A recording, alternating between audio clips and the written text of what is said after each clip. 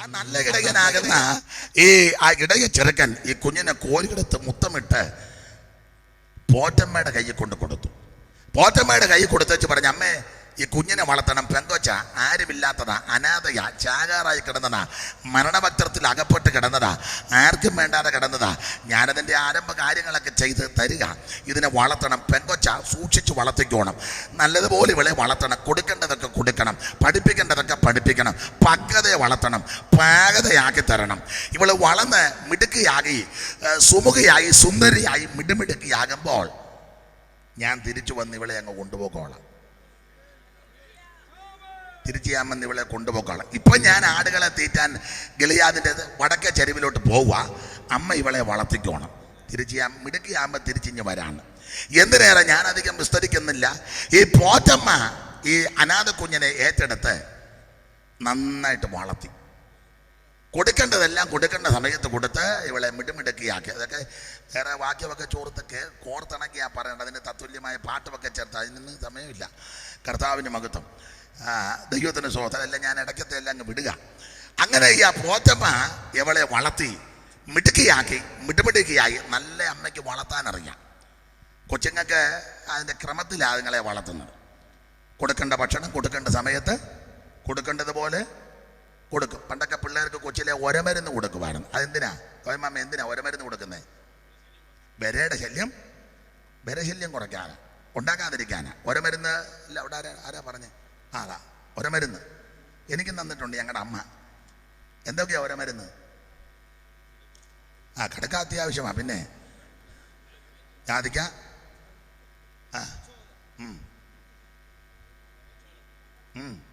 ചോല ഇപ്പം 3 ടൈപ്പായെന്ന് തോന്നുന്നു.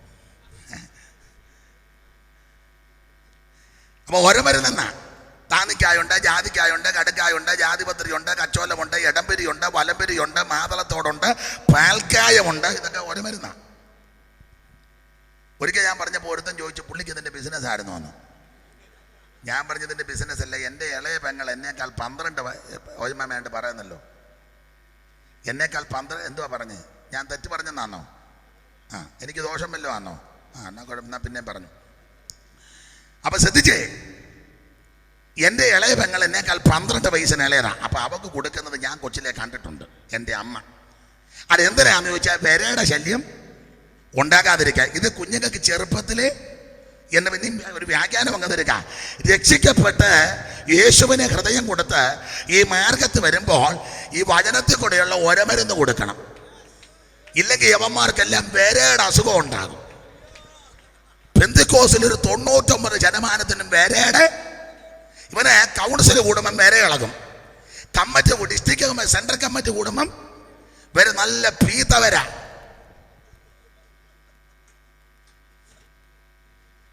ഒരമരുന്ന് ആണിനും പെണ്ണിനും കൂടെ. ചില പെണ്ണുങ്ങൾക്കും വരയുടെ ശല്യമുണ്ട്, ഇടയ്ക്കിടയ്ക്ക് ഞൊളയ്ക്കും.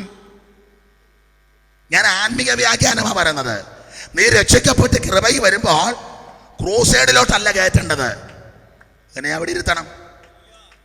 ഇത് നിങ്ങൾ ശ്രദ്ധിച്ചേ, അമ്മയെ കുത്തി കൊന്നേച്ച് വന്നാൽ ഉടനെ അവൻ പരോളിൽ ഇറങ്ങിയതാ, ഉടനെ അവന് ഭയങ്കര സാക്ഷ്യം, അവനെ സ്റ്റേജെ കയറ്റി. പെറ്റതള്ളെ കുത്തിക്കൊന്നവനാ. എടാ, പെറ്റതള്ളെ ആരെയും കുത്തിക്കൊല്ലുവോ? അതെന്ത് ദോഷമാ? അവനെ ശിക്ഷിച്ച് കോടതിയിലാക്കി. പ്രിസം ഗോസ്പൽ മിനിസ്ട്രി ഞാൻ എതിർക്കുന്നില്ല, നല്ലതാ. അവൻ ജയിലിൽ വെച്ച് മാനസാന്തരപ്പെട്ടെങ്കിൽ ഉടനെ അവനെ കൺവെൻഷന് കയറ്റിയല്ല പ്രസംഗിപ്പിക്കേണ്ടത്. നമ്മളുടനെ ഭയങ്കര സാക്ഷ്യമാണ് ആണോ? പിന്നെ ഒന്ന് കേൾക്കേണ്ടത്. എന്തോ കേൾക്കും? അമ്മയെ കുത്തിയവന് ഒറ്റ കുത്തിനാ പറ്റതല്ലേ അവന്റെ സാക്ഷ്യം. അവൻ കത്തിക്ക് കുത്തി, കത്തിയുടെ നീളം കുത്തി വെച്ച് കശക്കി കീറി തള്ളപ്പിടഞ്ഞു.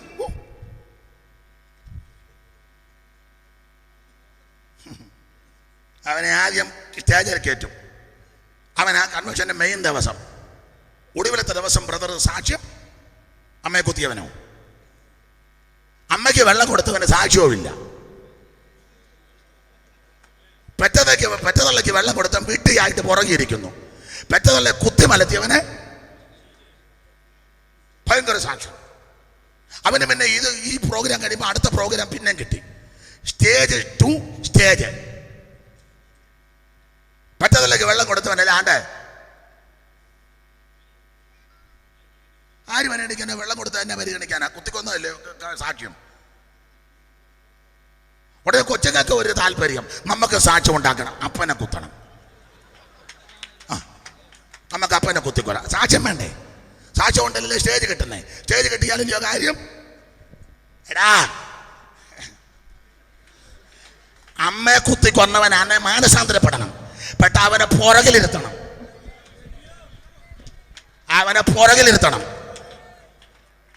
അവനെ പുറകെ ഇരുത്തിയാച്ചേ ആറ്റിങ്ങൽ സെന്ററല്ലേ? പുറകെ ഇരുത്തിയാച്ചേ ഉപദേശമെന്ന, പ്രമാണമെന്ന, വചനമെന്ന, പാട്ടെന്ന, പ്രാർത്ഥനയെന്ന, പെന്തിക്കോസെന്ന. ഇവൻ ആദ്യം പഠിക്കട്ടെ. ഇത് പഠിക്കാതെ അവനെ കയറ്റി അവൻ വേണ്ടാതീരം കാണിക്കുന്ന ആളെ ഇതിട്ടേച്ച് ഇനി എത്ര അവന്മാരാ പോകാനിരിക്കുന്നേ.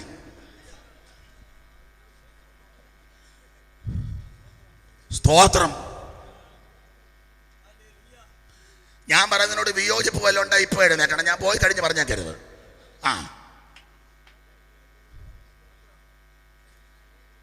വന്ന ഉടനെ അവനെ പിടിച്ചിങ്ങോട്ട് കയറ്റി അവന് യക്കന്ന പൂക്കന്ന. ഞങ്ങൾ പണ്ട് എല്ലായിടത്തും ഞാൻ പറയാനൊരാ വാക്യം വിളിച്ച് പറയുക. ഇതുപോലെ മാനസാന്തരപ്പെട്ടെന്ന് പറഞ്ഞെടുത്ത മണ്ടിയലുണ്ട്.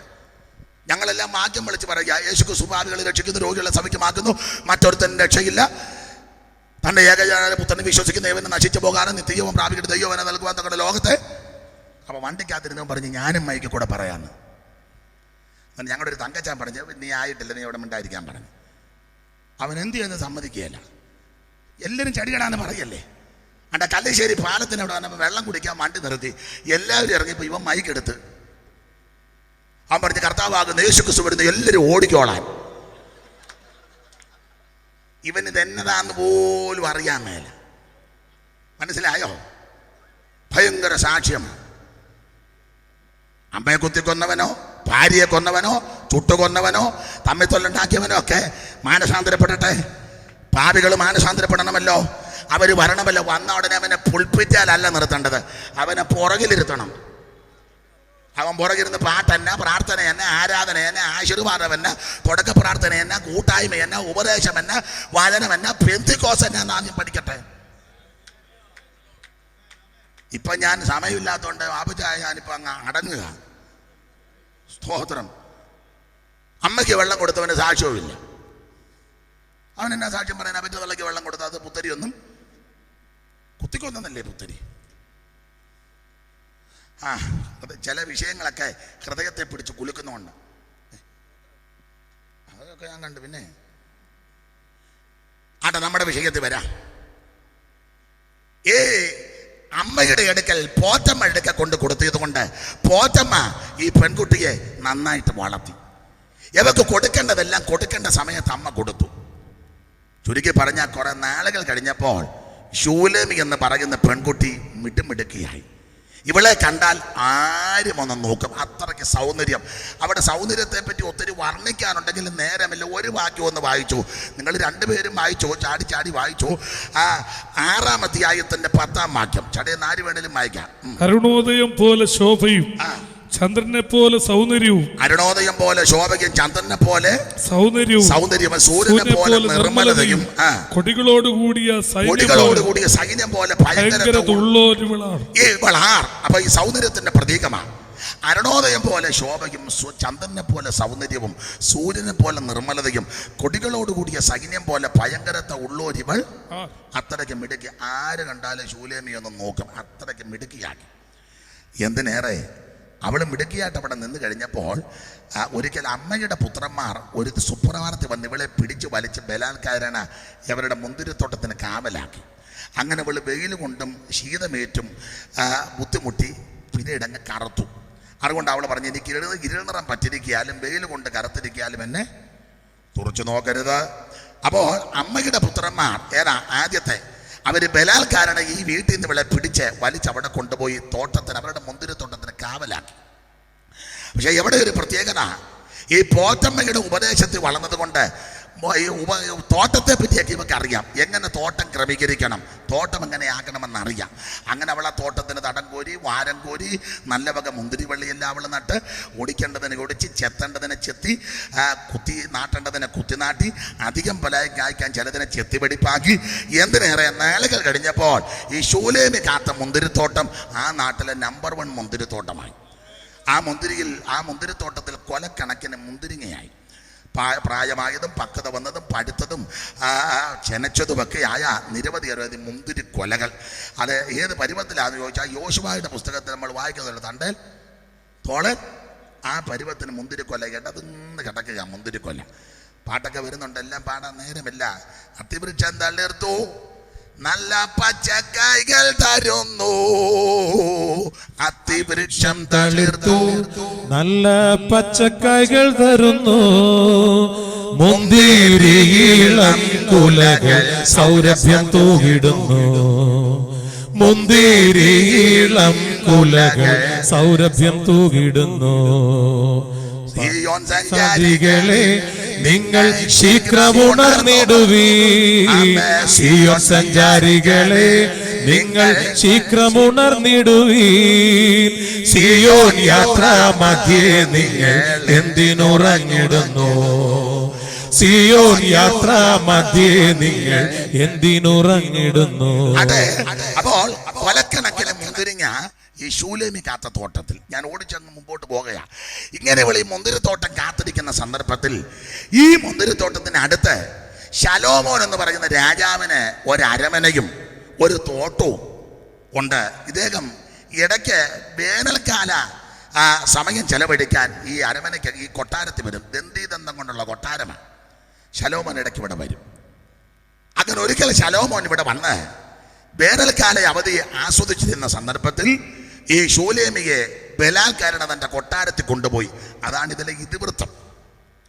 ഇനി 1-2 വ്യാഖ്യാനം വേഗത്തിൽ പറഞ്ഞ് എടുത്ത വാക്യത്തോട് കൂറ് പുലർത്താം. ഇത് ഏറെ സമയമെടുത്ത് പറയേണ്ടതായെങ്കിലും പെട്ടെന്ന് അങ്ങ് തീർക്കുക.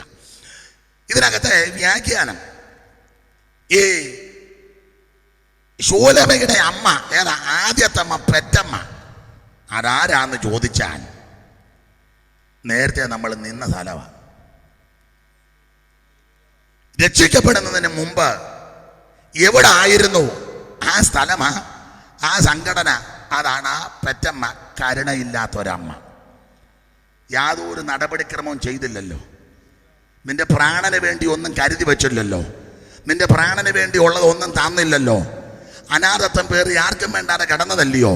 മദ്യപിച്ച് മതോന്മത്തനായി ലക്ക് കെട്ട് കൊള്ളിവെപ്പും കൊലപാതകവും പിടിച്ചു പറി തോന്നത്തിലും തോന്നിവാസമൊക്കെ ആയിട്ട് ജീവിച്ചതല്ലയോ പലരും.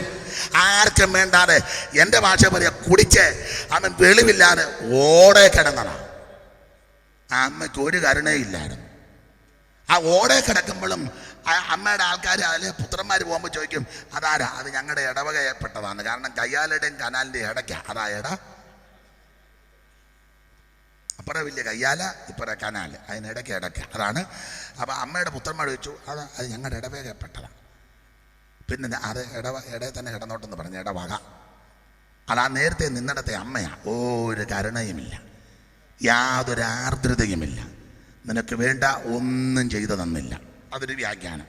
2, ഈ പോറ്റമ്മ അവിടെ ഒരു വീട്, ഒരു ഇടയച്ചെറുക്കൻ. ഇടയച്ചെറുക്കനെ പറ്റി ഞാൻ സൂചിപ്പിച്ചപ്പോഴേ നിങ്ങൾക്ക് മനസ്സിലായി. ഇടയച്ചെറുക്കൻ മറ്റാരുമല്ല, കർത്താവാകുന്ന യേശു ക്രിസ്തു. ആർക്കും വേണ്ടാതെ എല്ലാവരാലും വെറുക്കപ്പെട്ട് മരണത്തിന്റെ പിടിയിൽ അമർന്നു കിടന്ന ആ പെൺകുട്ടിയെ കോരിയെടുത്ത നല്ല ഇടയനാകുന്ന ക്രിസ്തു. അലയുന്നോരാടുകൾക്കായി നിലവിട്ടു താണിറങ്ങി പലമട്ടുമാലിയെന്ന സ്നേഹമേ. അലയുന്നോരാടുകൾക്കായി നിലവിട്ടു താണിറങ്ങി പലമട്ടുമാലിയെന്ന സ്നേഹമേ. പടം പയ്യ ഒന്നാമത് പയ്യ എനിക്കൊരു എന്താണ് എൻ്റെ കുഴപ്പമാണ്, എന്തോ എനിക്കൊരു സുഖം വരുന്നില്ല അങ്ങോട്ട്. നല്ലിടയനേശുതനിക്കുള്ള ജങ്ങൾക്കായി വന്ന സ്നേഹമേ, സ്നേഹമേ. നല്ലിടയനാടുകൾക്കായി ജീവനെയും നൽകിടുന്ന സ്നേഹമേ, സ്നേഹമേ. അപ്പൊ നല്ല ഇടയനാകുന്ന ക്രിസ്തു. അപ്പൊ ഇടയച്ചെറുക്കൻ മറ്റാരുമല്ല, ആടുകൾക്ക് വേണ്ടി ജീവനെ തരുന്ന നല്ല ഇടയനാകുന്ന യേശു ക്രിസ്തു. ആ പെറ്റമ്മ നേരത്തെ നിന്ന സ്ഥലം. ഇനി പോറ്റമ്മയും ആ ഭവനവും, അതൊറ്റ വ്യാഖ്യാനം പറഞ്ഞ ആ ഭവനം മറ്റൊന്നുമല്ല. ഏതാ? എടുത്ത് വളർന്ന ഭവനം ദൈവസഭയാകുന്ന ഭവനം. എഫേസ്യ ലേഖനം അങ്ങനെ ആണല്ലോ പറയുന്നത്. ദൈവത്തിൻ്റെ ഭവനം, ദൈവഭവനം, അതാണ് ദൈവസഭയാകുന്ന ഭവനം. ആ പോറ്റമ്മ മറ്റാരുമല്ല, തൃത്വത്തിൽ മൂന്നാമനായ പരിശുദ്ധാത്മാവ്, സകല സത്യത്തിലും വഴി നടത്തുന്ന പരിശുദ്ധാത്മാവ്, പാപത്തെക്കുറിച്ചും നീതിയെക്കുറിച്ചും ന്യായവതിയെയും കുറിച്ച് ബോധം വരുത്തുന്ന പരിശുദ്ധാത്മാവ്. ആ പരിശുദ്ധാത്മാവാകുന്ന പോറ്റമ്മയുടെ കയ്യിൽ ഈ പെൺകൊച്ചിനെ കിട്ടിയത് കൊണ്ട് ആ പരിശുദ്ധാത്മാവ് സകല സത്യത്തിൽ ഇവളെ വഴി നടത്തി. കൊടുക്കേണ്ട ഭക്ഷണം കൊടുക്കേണ്ട സമയത്ത് കൊടുക്കും. കാരണം ഈ ഭവനത്തിൽ ഒത്തിരി ഭക്ഷണങ്ങളുണ്ട്. ഏതാ? ഈ സഭയാകുന്ന ഭവനത്തിൽ ധാരാളം ഭക്ഷണമുണ്ട്. അതൊക്കെ അത് കൊടുക്കേണ്ട സമയത്ത് കൊടുക്കേണ്ടത് പോലെ കൊടുത്താൽ ആളിൻ്റെ സ്ഥിതി അങ്ങ് മാറും. എന്തൊക്കെ ഭക്ഷണമാണ്? ഒന്ന് വായിച്ചേരെ. കൊരിന്ത്യർക്ക് എഴുതിയ 1-ാം ലേഖനം 14-ാം അധ്യായത്തിൻ്റെ 26 ഇവിടുത്തെ വെറൈറ്റി ഭക്ഷണമാണ്. ഒന്ന് വായിച്ചേര് പെട്ടെന്ന്, എല്ലാം പറയാൻ നേരമില്ല. കൊരിന്ത്യർക്ക് എഴുതിയ 1-ാം ലേഖനം 14-ാം അധ്യായത്തിന്റെ 26 ഇടത്ത് വശത്താണ്. സഹോദരന്മാരെ, ആകയാൽ എന്ത് സഹോദരന്മാരെ, നിങ്ങൾ കൂടി വരുമ്പോൾ, ഈ ഭവനത്തിൽ കൂടി വരുമ്പോഴേ, ദൈവസഭയാകുന്ന ഭവനത്തിൽ കൂടി വരുമ്പോൾ അവിടെ എന്തൊക്കെയുണ്ടെന്നാ? പിന്നെ ഓരോരുത്തരും സങ്കീർത്തനമുണ്ട്. അതൊരു ഭക്ഷണമാ സങ്കീർത്തനം. അതൊരു 10:30 കഴിയുമ്പോഴാണ് തരുന്നത്. 10:30 കഴിയുമ്പം പിന്നെ സൺഡേ നാളെ തരും. 10:30 ആകുമ്പോൾ ഈ സാധനം തരും. ഒരുമാതിരി പെട്ടൊക്കെ അത് കേൾക്കുമ്പോൾ തന്നെ സങ്കീർത്തനം. പിന്നെ ഉപദേശമുണ്ട്. അത് ഞങ്ങളെ പോലുള്ളവരോ അല്ലെ ഇവരെ പോലുള്ളവർ വരുമ്പോൾ നല്ല ശരിക്ക് നിന്നെ ഉറഞ്ഞു പിടിക്കും. അതൊരു ഭക്ഷണമാണ്. അതൊക്കെ കഴിച്ച ആള് മാറും. പിന്നെ വെളിപ്പാടുണ്ട്. അത് വേറൊരു ഭക്ഷണമാണ്. അന്നിരിക്കുമ്പം ഒരു വെളിപ്പാട് കണ്ടു. കൃത്യം, വെളിവുകേടല്ല, വെളിപ്പാടാ, കൃത്യം. ഇതൊക്കെ ഈ ഭവനത്തിലുള്ള ഭക്ഷണമാണ്. പിന്നെ അന്യഭാഷയുണ്ട്. അത് വേറൊരു ഭക്ഷണമാണ്.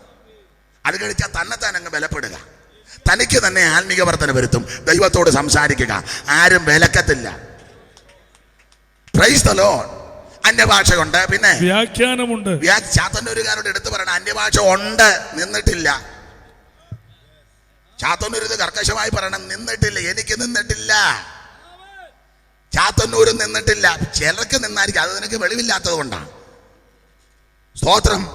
നിന്നിട്ടില്ലെന്ന്, ഇപ്പൊ നിക്കത്തുമില്ലെന്ന്, നിനക്ക് കിട്ടിയില്ല, അതിന് ഞങ്ങൾ എന്തോ ചെയ്യാന്? ഇത് ഞങ്ങൾ കൊടുക്കുന്നല്ലോ, ദൈവം തരുന്നതല്ലയോ. തർക്കിക്കണ്ട, നീ പ്രാർത്ഥിക്ക്, ദൈവം നിനക്ക് തരും. അന്യഭാഷ പറഞ്ഞ് ആരാധിക്കുന്നതിന്റെ ഭാഗത്വവും വിടുതലും അനുഭവിക്കുന്ന ആളാ ഞാൻ. ഭീകരമായ പ്രശ്നം അങ്ങോട്ട് വരട്ടെ, കൊടുമ്പിരി കൊണ്ട് പ്രശ്നം വരട്ടെ, ഒരുത്തരും നിന്നെ സഹായിപ്പാനില്ലെങ്കിലും മുഴങ്കാലം അടക്കി സ്തോത്രം പറഞ്ഞ് പ്രാർത്ഥിച്ച് എൻ്റെ ഭാഷയെ മറുഭാഷ പറഞ്ഞ് ആത്മാവിൽ നിറയുമ്പോൾ ആ പർവ്വതം പോലെ വന്ന പ്രശ്നം മഞ്ഞ് പോലെ ഉരുകി മാറും. അനുഭവിക്കുന്ന ദൈവമക്കൾ ഇതിനകത്തുണ്ട്. ആരാധനയുടെ മാധുര്യം, അന്യഭാഷാ ഭാഷണത്തിന്റെ ശ്രേഷ്ഠത അനുഭവിക്കുന്നവരെ ഓർത്ത് ഞാൻ ദൈവത്തെ സ്തുതിക്കുക. അതൊരു ഭക്ഷണം. അത് കടിച്ചാൽ നല്ല തടിപ്പുറത്ത് വെടി പോലെ നിൽക്കും. അന്യഭാഷ ഉണ്ട്. പിന്നെ വ്യാഖ്യാനമുണ്ട്. സകലവും ആത്മീയവർദ്ധനയ്ക്കായി ഉതകട്ടെ. വേറെ ഉണ്ട് ഭക്ഷണം, എല്ലാം എടുക്കാൻ. അപ്പൊ ഈ ഭവനം, സഭയാകുന്ന ഭവനത്തിൽ പരിശുദ്ധാത്മാവാകുന്ന പോറ്റമ്മ ഈ ഭക്ഷണമൊക്കെ കൊടുത്താൽ ഇവളെ വളർത്തിയത്. അതാ ചന്ദ്രനെ പോലെ ഔന്നര്യം, സൂര്യനെ പോലെ നിർമ്മലത എന്ന് പറഞ്ഞാൽ വരങ്ങളും ഫലങ്ങളും. വരങ്ങളും ഫലങ്ങളും ഒക്കെ നിറഞ്ഞു നിൽക്കുന്നത് കൊണ്ട് ആര് കണ്ടാലും ഇവിടെ ഒന്ന് നോക്കും. ദൈവസഭയെ നോക്കണം. ബോർഡ് കണ്ട് കയറുകയല്ല, വരവും ഫലവും കണ്ട് അകത്ത് കയറണം. കൃപാവര പ്രാർത്ഥന്മാരെഴുന്നേക്കട്ടെ. അവൻ ആത്മനിറവിൽ ആരാധിക്കുന്നവരെഴുന്നേക്കട്ടെ. ആത്മിക ഫലമുള്ളവരെഴുന്നേക്കട്ടെ. അങ്ങനെയൊക്കെ നിന്നാൽ ആരും നിന്നെ നോക്കും. ഇപ്പൊ ആരും നോക്കാത്തോണ്ട് പറയാ, നെറ്റിലടിച്ച് നോക്കിയാൽ മതി. ഞങ്ങളുടെ സഭയെ പറ്റി ഒടുവിൽ നെറ്റിയിലടിച്ച് പോകും. നെറ്റിലൊന്നും അടിക്കണ്ടെന്നൊക്കെ പോകുമ്പോൾ അറിയാമല്ലോ, ശബ്ദം കേൾക്കുമ്പോൾ അറിയാമല്ലോ. ആ കൈകൊട്ടും പാട്ടും പ്രാർത്ഥന ആരാധനയുടെ ശബ്ദം കേൾക്കുമ്പോൾ അറിയാമല്ലോ ഇതിനകത്ത് ദൈവം ഉണ്ടെന്ന്. എന്തിനേറെ എവളെ കണ്ടാൽ ആരും ഒന്ന് നോക്കുക. അങ്ങനെ ഇവർ പിടിച്ചു വലിച്ചു കൊണ്ടുപോയത്. പിന്നെ എല്ലാം വിവരിക്കുന്നില്ല.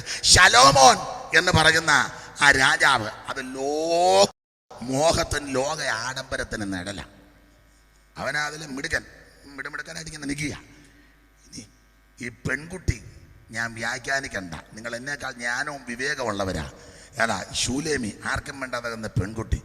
അതാരാന്ന് ചോദിച്ചാൽ ആ പെൺകുട്ടിയാ ഇന്ന് രാത്രി ഇവിടെ ഇരിക്കുന്ന നമ്മളല്ല. ഒരു കണ്ണിന് പോലും ദയതോന്നാണ് എല്ലാവരാലും വെറുക്കപ്പെട്ട് തള്ളപ്പെട്ട് കിടന്ന എനിക്ക് നിനക്ക് നല്ല ഇടയനാകുന്ന ക്രിസ്തു ജീവനെ തന്ന് കോരിക്കെടുത്ത് തൻ്റെ മാറോട് ചേർത്ത് മുത്തമിട്ട് ദൈവസഭയാകുന്ന ഭവനത്തിൽ കൊണ്ടുവന്നാക്കി. ഇതിൽ കൂടുതൽ എന്തോ ഭാഗ്യം കിട്ടാനാ? നമ്മുടെ ഭാഗ്യം വർണ്ണിക്കാൻ പറ്റുന്ന ഒന്നുമല്ല. പരമൊരു ജഡശക്തരില്ല, പ്രാപ്തി തോന്നും യോഗ്യരില്ല. പരമൊരു ജഡശക്തരില്ല, പ്രാപ്തി തോന്നും യോഗ്യരില്ല. പാർക്കിൽ കുലശ്രേഷ്ഠരില്ല. പരിചോടെനിക്ക് ഇത് മതിയ ഭാഗ്യമിത്, ഭാഗ്യമിത് പ്രാണസഖി, ഭാഗ്യമിത്, ഭാഗ്യമിത് പ്രാണസഖി, ഭാഗ്യമിത്. ഭാഗ്യനിധിയ പരമ സഭയ്ക്കരുളിയ ഭാഗ്യമിത്, ഭാഗ്യനിധിയ പരമ സഭയ്ക്കരുളിയ ഭാഗ്യമിത്. ഭാഗ്യമിത് പ്രാണസഖി, ഭാഗ്യമിത്, ഭാഗ്യമിത് പ്രാണസഖി, ഭാഗ്യമിത്. അലങ്കാരമില്ല, സ്ഥാനമാന ക്ഷോഭമില്ല. തരമെഴും അലങ്കാരമില്ല, സ്ഥാനമാന ക്ഷോഭമില്ല. പരനോട് എതിർപ്പരേനമില്ല, പരിഭവിക്കലോ ക്ഷമിക്ക മാത്രം ഭാഗ്യമിത്. ഭാഗ്യമിത് പ്രാണസഖി, ഭാഗ്യമിത്, ഭാഗ്യമിത് പ്രാണസഖി, ഭാഗ്യമിത്. ഭാഗ്യനിധിയാം പരമൻ സഭയ്ക്കരുളിയ ഭാഗ്യമിത്, ഭാഗ്യനിധിയാം പരമൻ സഭയ്ക്കരുളിയ ഭാഗ്യമിത്. ഭാഗ്യമിത് പ്രാണസഖി, ഭാഗ്യമിത്. കർത്താവിനെ മഹത്വം കൊടുക്കുക. ഏറ്റവും വലിയ ഭാഗ്യം രക്ഷിതാവാകുന്ന ഇടയനാൽ എടുക്കപ്പെടുകയും ദൈവസഭയാകുന്ന ഭവനത്തിൽ വന്ന് ചേർന്നതാ ഭാഗ്യം. പരിശുദ്ധാത്മാവിന്റെ ശിക്ഷണത്തിൽ വളരുന്നതായ ഏറ്റവും വലിയ ഭാഗ്യം. കർത്താവിന് മഹത്വം. ഓടിച്ച ഭാഗം വിട. അങ്ങനെ ഇതാണ് ഇതിന്റെ വ്യാഖ്യാനം. ഇനി ഈ ശൂലേമിയെ വശീകരിക്കാൻ വേണ്ടി ശലോമോൻ തന്ത്രങ്ങൾ മെനഞ്ഞു. അപ്പൊ ഞാൻ ഓർപ്പിച്ചല്ലോ, ശലോമോൻ ഇവിടെ അടുത്ത് ഒരു തോട്ടമുണ്ടാണ്. 8:11 വായിച്ചേ, 8-ാം അധ്യായത്തിന്റെ 11-ാം വാക്യം. ശലോമോന് ബാൽഗാമോനിൽ ഒരു മുന്തിരിത്തോട്ടം ഉണ്ടായിരുന്നു. ശലോമോന് ബാൽഗാമോനിൽ മുന്തിരിത്തോട്ടം ഉണ്ടായിരുന്നു. അതിനടുത്ത് പുള്ളിക്ക് ഒരു അരമനയുണ്ട്. ഇയാള് നല്ല മിടുക്കനായിട്ട് അരമന പണിതു. ഇനി വേറൊരു കാര്യമുണ്ട്, പുള്ളിയുടെ പണിയൊന്ന് ശ്രദ്ധിക്കണം. ഇയാള് വീട് വലുതായിട്ടും പണിത്, പള്ളി, അങ്ങനെയുള്ള ബിരുദന്മാരുണ്ട്. വീട് ഭയങ്കര കേമമാ. ആരാധിക്കുന്ന സഭയോ അത് വായിച്ച് നമുക്ക് മുമ്പോട്ട് പോകാം. ചിലപ്പോൾ കുത്തു കൊള്ളും, എന്നാലും കുഴപ്പമില്ല. ഒരു കുത്ത് നല്ലതാണ്.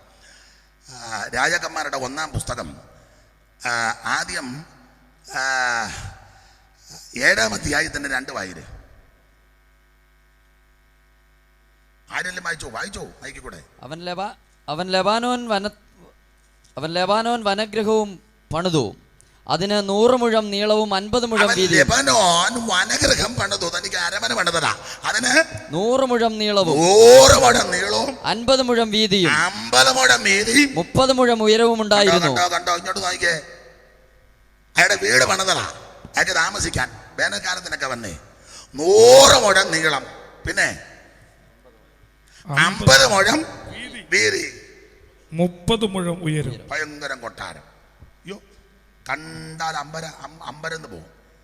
ദന്തം കൊണ്ടുള്ളതാം ചന്തമേറും രാജധാനി.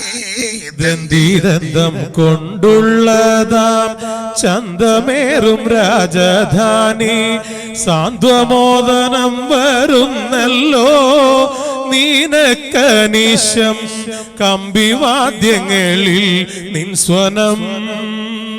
സാന്ത്വമോദനം വരുന്നല്ലോ നീനക്കനിശം കമ്പിവാദ്യങ്ങളിൽ നിൻ സ്വനം എൻ മനസ്സുയരും നഗോ നന്മയേറും വചനത്താൽ എൻ മനസ്സുയരും നഗോ നന്മയേറും വചനത്താൽ ചിന്മയരാജനെ കുറിച്ചു പാടിയ കഥ ചെന്മയോടറിയിച്ചിടുന്നു. നേരമില്ല. അപ്പോൾ ദന്തീദന്തം കൊണ്ടുള്ള ആ വലിയ ഗ്രീഷ്മഗൃഹം, ഹേമന്തഗൃഹം, അങ്ങനെയുള്ള പദങ്ങളാണ് കൊടുത്തിരിക്കുന്നത്. എന്തായാലും കൊള്ളാൻ, വലിയ വീടാ. 100 മുഴം നീളം, 50 മുഴം വീതി, 30 മുഴം ഉയരവും. അതാ വീട് പണിതത്. പള്ളി പണിതതോ 6:2. ശലോമോൻ രാജാവ് യഹോവയ്ക്ക് പണിത ആലയം ആലയം പള്ളി പണിതത് 60 മുഴം നീളവും 60 മുഴം നീളം, 20 മുഴം വീതിയും 20 മുഴം വീതി, 30 മുഴം ഉയരവും ഉള്ളതായിരുന്നു. എങ്ങനുണ്ട്? ഇപ്പം വലിയ പൊരിഞ്ഞ മോന ശലോമോൻ, വലിയ പൊന്നുമോന. അങ്ങനെയുള്ള പൊന്നുമോന്മാരെല്ലാം നമ്മുടെ നാട്ടിലും അമേരിക്കയിലും ഗൾഫിലും ഒക്കെ പോയി കോടിക്കണക്കിന് സമ്പാദിച്ച് വീട് ഭയങ്കരമായിട്ട് പണിക്കും. സഭാഗോളോ 40 വീതിയും 20 അടി, 20 വീതിയും 40 നീളവും, 5 സെന്റ്. മുറ്റത്തോട്ടി ഉടനെ അപ്പുറത്തവൻ്റെ പറമ്പിലാ. ഹോളിലോട്ട് കയറിയപ്പോൾ ജിപ്പാ കയറി, കാരണം അവൻ്റെ കമ്പി മുള്ളിൽ നിൽക്കുക. യവനെല്ലാം കോടിക്കണക്കിന് സ്വത്തുണ്ട്. ഏതായാലും ഇത് പിടിക്കുന്നുണ്ടല്ലോ കേക്കട്ടി ഇവനല്ല. അതിനൊക്കെ ഞാൻ സമുദായക്കാരെ ബഹുമാനിക്കുന്നു. പള്ളി നല്ല വൃത്തിയായിട്ട് പണിയും. ഇത് ചില പെയ്ത്തോമി ചെന്ന് 1-2 പോകണമെങ്കിൽ വേറെ അടുത്ത വീട്ടിൽ ഓടണം. അവൻ കലക് പൂട്ടിയിട്ടിരിക്കുകയാണെങ്കിൽ ഇവിടെ വിശുദ്ധന്മാരുടെ സാക്ഷിത.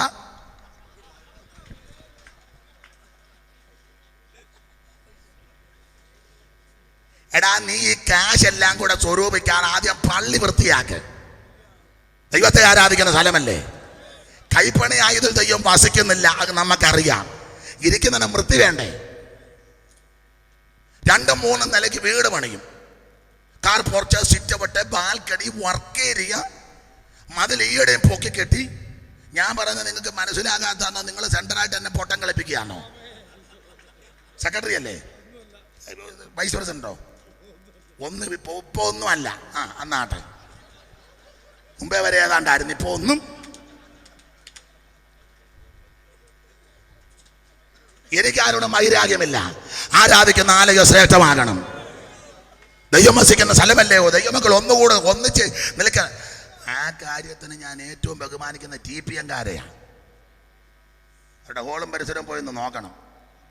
ഒരുത്തനോട് ഞാൻ പറഞ്ഞു, അത് കല്യാണം കഴിക്കാനൊക്കെ താമസിക്കുന്നതുകൊണ്ടാണ്. എന്നാൽ അത് ന്യായം പറയല്ല, ഉടനെ കയറി ഉടക്കുക. എന്ത് വൃത്തിയായിട്ടായിട്ടേക്കുന്നത്. അതുകൊണ്ട് ദൈവത്തെ ഓർത്ത് ഞാൻ പറയാം, അവിടെ ഇവിടെയും പോയി അവിടെ പൈനിയർ വർക്ക്, ഇവിടെ പുതിയ വേല, അവിടെ മിഷൻ്റെ അവിടെ എല്ലാം പോയി ഉമ്മം കുരുക്കും പോലെ വെക്കാതെ വെക്കുന്നത് വൃത്തിയാക്കുക. 10 പേര് വന്നിരിക്കണ്ടേ മാന്യമായിട്ട്. ഇവൻ വലിയ പൊന്നുമോന. ആരാ? ശലോമോൻ. വലിയ മോനാ ഇവൻ. ഇവനെ ആലയത്തിൻ്റെ പണി കുറച്ചു. വീടിന് 100 മുഴം നീളോ, 50 മുഴം വീതി, 30 മുഴം ഉയരം. പള്ളി പണിതപ്പം 60 മുഴം നീളോ, 20 മുഴം വീതി.